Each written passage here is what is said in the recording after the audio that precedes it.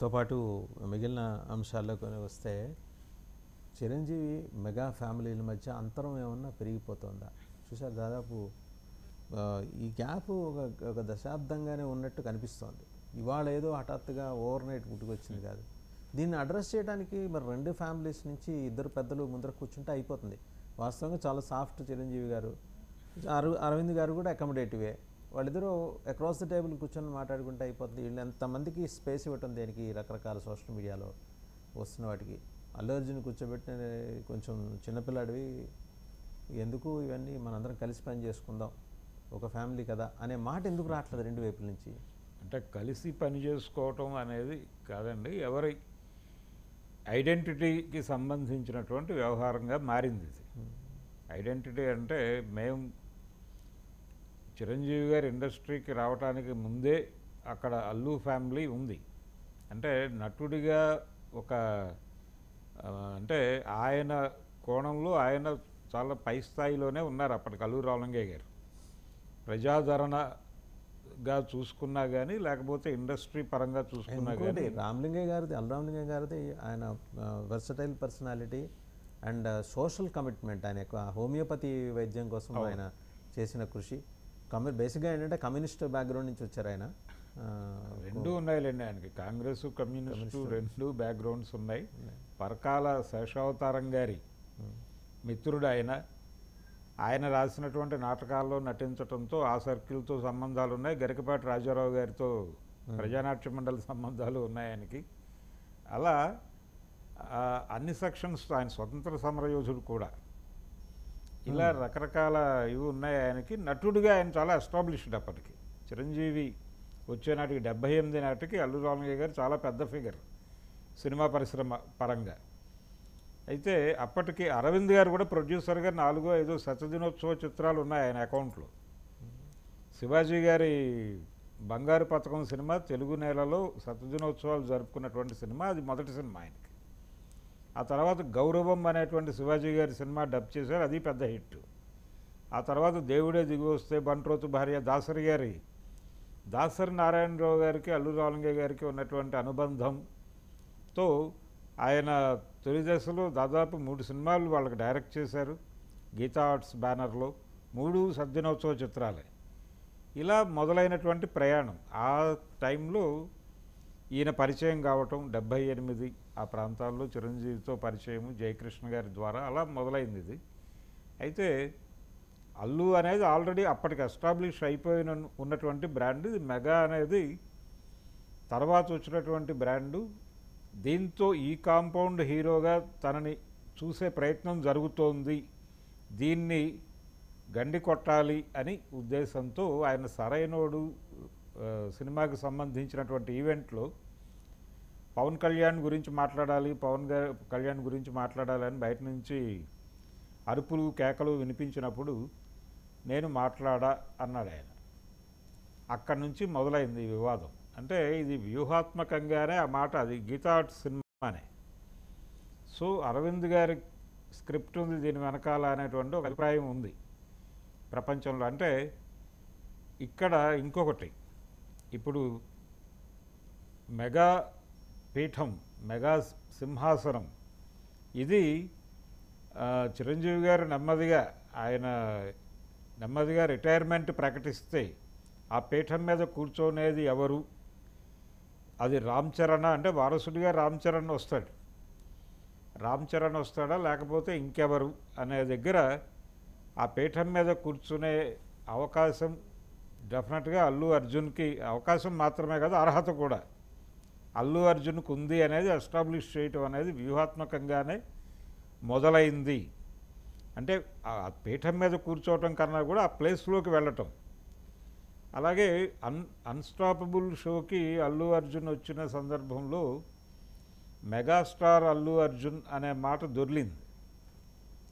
దొర్లినప్పుడు, అంటే అన్స్టాపబుల్ కాదు, సారీ, సమంతా షోకి వచ్చాడు ఆయన. సమంతా షోకి వచ్చిన సందర్భంగా ఆ మాట దొర్లింది. అది తర్వాత సారీ చెప్పారు. ఇవన్నీ అరవింద్ గారి వ్యూహం ఉంది దీని వెనకాల అనేది ఒక థీరీ ఉంది. అయితే అరవింద్ గారు ఒక మాట చెప్పాడు, వాళ్ళిద్దరూ మా ఇద్దరు కుమారులు అంటే చిరంజీవి గారి అబ్బాయి అలాగే మా అబ్బాయి ఇద్దరూ కూడా ఒకే ఏరియాలో ఒకే రంగంలో ఉన్నారు. వాళ్ళు ఇద్దరు నటనా రంగంలో ఉన్నారు. వాళ్ళిద్దరి మధ్య చాలా స్పష్టంగా స్పర్ధ ఉంటుంది, అదే మీకు కనిపిస్తోంది బయట అని చెప్పాడు ఆయన.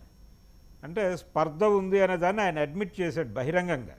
రైటే. కానీ అంటే అల్లు అరవింద్ గారు కూడా జనరల్గా ఇప్పుడు ఒకే కాంపౌండ్ నుంచి 2 గొడుగులు వేసుకొని వెళ్తున్నారు ఆ family, Allu family and mega family. ఎందుకు కాన్ఫ్రంటేషన్ ఎందుకు ఇన్వైట్ చేస్తున్నారు ఆయన? అంటే ఆయన ఏమైనా అదర్ ప్లాన్స్ ఉన్నాయా? వాళ్ళు సపరేట్ ఎస్టాబ్లిష్మెంట్, ఇప్పుడు గీతా ఆర్ట్స్ కూడా లేదు, ఇప్పుడు అల్లు ఎంటర్టైన్మెంట్ అని వచ్చేసింది. గీతా ఆర్ట్స్ కూడా లేదు. వాంటెడ్గానే మాది వేరే గ్రూపు, మీది వేరే, మీ వ్యాపారం వేరు, మీ వ్యవహారాలు వేరు, మా వ్యాపారం వేరు, మా వ్యవహారాలు వేరు. ఇది ఎక్కడ ఇండికేషన్ అంటే మనకి చిరంజీవి గారు రాజకీయాల్లో నుంచి సినిమాల్లోకి రీఎంట్రీ ఇచ్చినటువంటి సందర్భంలో ఆయన మొదటి సినిమా గీతా ఆర్ట్స్లో ఉంటుంది అని వినిపించినటువంటి మాట. అంటే 150th మూవీ గీతా ఆర్ట్స్లో అనేది మీడియాకు వచ్చేసిన తర్వాత సడన్గా రామ్ చరణ్ నిర్మాతగా కొణిదల అనేటువంటి ఒక ప్రొడక్షన్ హౌస్ని వాళ్ళు ఓపెన్ చేసి ఆ బ్యానర్ మీద ఈ ఖైదీ నంబర్ 150 అనేటువంటి సినిమాని చేశారు. ఆ రోజు అరవింద్ గారు కేవలం ఆ ఈవెంట్కి హాజరయ్యారు తప్ప ఆయనకు వేరే పాత్ర ఏమీ లేదు అక్కడ. అప్పటి నుంచి ఏదో ఉంది ఇక్కడ గొడవ అనేది మొదలైంది. ఈ ప్రాసెస్లోనే మనకి సరైనోడు ఫంక్షన్లో ఆయన రియాక్ట్ అయిన పద్ధతి అంటే గ్యాప్గా మాట్లాడుతున్నారు, కానీ ఇది వాస్తవానికి గ్యాప్ కాదు.